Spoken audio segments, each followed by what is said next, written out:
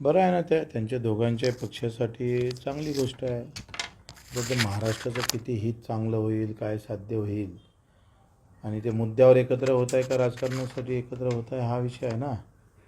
मुद्द्यासाठी एकत्र झाले असते तर आम्ही काही बोललो असतो. आता ते राजकारणासाठी मुंबई महानगरपालिकेतून जाऊ नये, म्हणजे मुंबईची सत्ता जाऊ नये याच्यासाठी एकत्र होत आहे.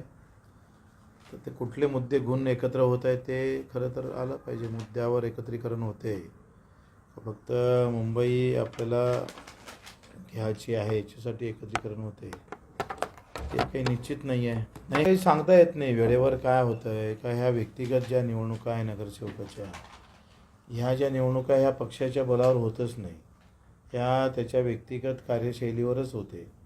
त्याच्यामुळं पक्षाची एकाच घरातले दोघं उभे राहतात.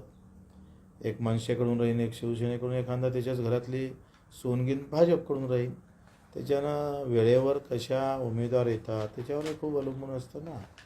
या लोकसभा आणि विधानसभेसारखं पक्षीय ताकदीवर ह्या निवडणुका होत नाही. सहसा व्यक्तिगत त्याची काय कॅपॅसिटी आहे, त्याची काय ओळख आहे.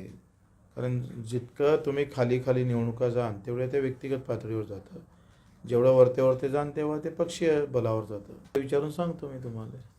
एखादं चांगलं ज्योतिष्य पाहतो, दोघांचा हातही पाहा लागल, मग सांगू.